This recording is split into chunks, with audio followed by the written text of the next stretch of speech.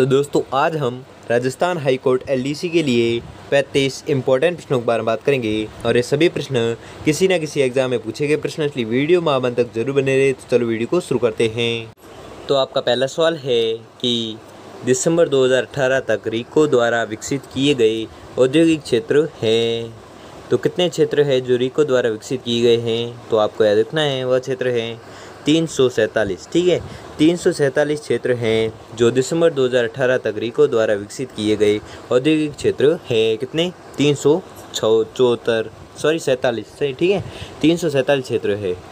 अगला सवाल है कि राज्य का पहला मेगा फूड पार्क कहाँ पर स्थापित किया गया? तो आपको याद रखना है यह स्थापित किया गया रूपनगढ़ में। ठीक है, रूपनगढ़ में स्थापित किया गया क्या? राज्य का पहला मेगा फूड पार्क स्थापित किया गया कहाँ पर? रूपनगढ़ में। और रूपनगढ़ कहाँ पर है? अजमेर में। ठीक है, व्याख्या देख लेते हैं इसकी कि इस पार्क का 29 मार्च 2018 को उद्घाटन किया गया। ठीक है, 29 मार्च 2018 को इसका उद्घाटन किया गया। तो आपको याद रखना है। अगला सवाल है कि सार्वजनिक क्षेत्र के विभिन्न वित्तीय संगठनों रीको, आरएफसी, राजसिको आदि द्वारा आकलित औद्योगिक संभावनाओं के आधार पर इस श्रेणी में राजस्थान के कौन से जिले सम्मिलित किए गए? तो राजस्थान के जिले सम्मिलित किए गए हैं जोधपुर, पाली, अजमेर और अलवर। ठीक है, जोधपुर, पाली और अजमेर जिले हैं जो सम्मिलित किए गए। और यह प्रश्न पूछा गया था ग्राम सेवक परीक्षा 2016 में पूछा गया था प्रश्न, तो आपको याद रखना है। अगला सवाल है कि राजस्थान में वस्त्र उद्योग का प्रसिद्ध नगर है। वेरी मोस्ट इंपॉर्टेंट क्वेश्चन है कि राजस्थान में वस्त्र उद्योग का प्रसिद्ध नगर है। तो कौन सा है जो प्रसिद्ध है? तो वह नगर है भीलवाड़ा। ठीक है, भीलवाड़ा है जो राजस्थान में वस्त्र उद्योग का प्रसिद्ध नगर है। अगला सवाल है कि राजस्थान की प्रथम औद्योगिक नीति की घोषणा कब की गई? वेरी मोस्ट इंपॉर्टेंट क्वेश्चन है ये भी कि राजस्थान की प्रथम औद्योगिक नीति की घोषणा कब की गई थी? तो आपको याद रखना है यह की गई थी वर्ष 1978 में। ठीक है, वर्ष 1978 में राजस्थान की प्रथम औद्योगिक नीति की घोषणा की गई थी। और यह प्रश्न पूछा गया था सेकंड ग्रेड क्लर्क परीक्षा 2013 में। तो आपको याद रखना है। अगला सवाल है कि राजस्थान में औद्योगिक क्षेत्रों में आधारभूत सुविधाओं का विकास करने के लिए निम्न में से कौन सी संस्था जिम्मेदार है? तो आपको याद रखना है वह संस्था है रीको। ठीक है, रीको संस्था है जो आधारभूत सुविधाओं का विकास करने के लिए निम्न में से रीको संस्था है जो जिम्मेदार है। और यह प्रश्न पूछा गया था सेकंड ग्रेड क्लर्क परीक्षा 2013 में। तो आपको याद रखना है। अगला सवाल है कि निम्न में से कौन सा जिला कपड़ा उत्पादन उद्योग के लिए जाना जाता है? तो आपको याद रखना है यह है भीलवाड़ा जिला। ठीक है, भीलवाड़ा है जो कपड़ा उत्पादन उद्योग के लिए जाना जाता है। तो आपको याद रखना है। ठीक है, कौन सा जिला है? भीलवाड़ा। और यह प्रश्न पूछा गया था वन रक्षक भर्ती परीक्षा 2013 में। ठीक है, अगला सवाल है कि राजस्थान में सीमेंट उत्पादन में प्रमुख जिले हैं। सीमेंट उत्पादन में प्रमुख जिले कौन से हैं?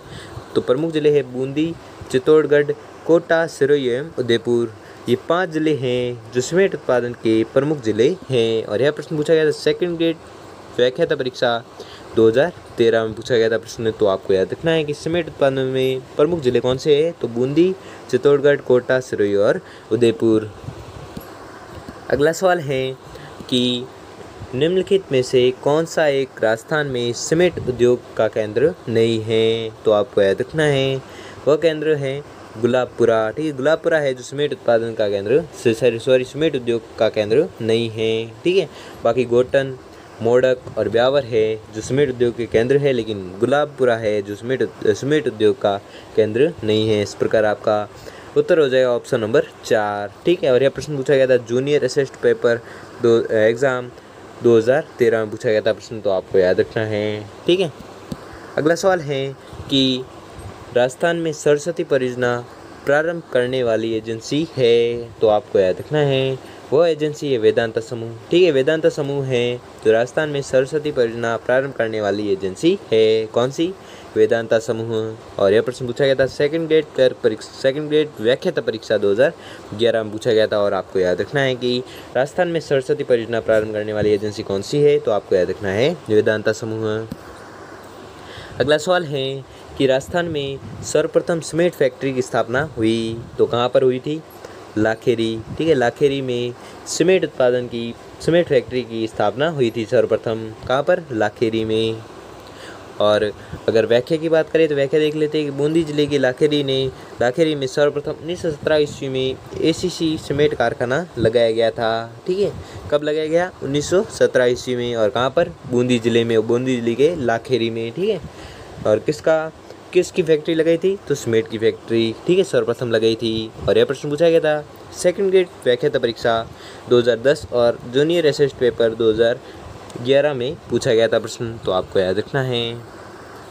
अगला सवाल है कि निम्न में से किस औद्योगिक क्षेत्र को जापानी जोन के नाम से जाना जाता है? तो वह औद्योगिक क्षेत्र है नीमराणा। ठीक है, नीमराणा वह औद्योगिक क्षेत्र है जिसे जापानी जोन के नाम से जाना जाता है। अगला सवाल है कि निम्नलिखित में से कौन सा सम्मिलित नहीं है? कौन है जो सम्मिलित नहीं है? तो वह है राजस्थान स्टेट केमिकल वर्क्स जो सांबर, वह है जो सम्मिलित नहीं है। ठीक है, यह वाक्य है जो सम्मिलित नहीं है। बाकी ये तीनों सही है, लेकिन ये वाला जो है गलत है। इस प्रकार आपका सही ऑप्शन सही हो जाएगा, ऑप्शन नंबर 2। ठीक है,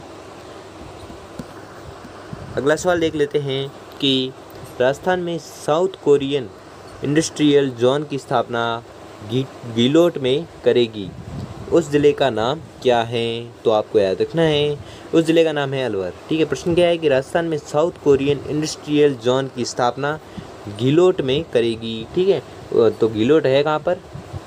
गीलोट में करेगी। और इस ज़िले का नाम क्या है? तो आपको याद रखना है, वह ज़िला है अलवर। ठीक है, जहाँ पर राजस्थान में साउथ कोरियन इंडस्ट्रियल जोन की स्थापना करेगी। कहाँ पर? अलवर में। और यह प्रश्न पूछा गया था पटवारी परीक्षा 2013 में, तो आपको याद रखना है।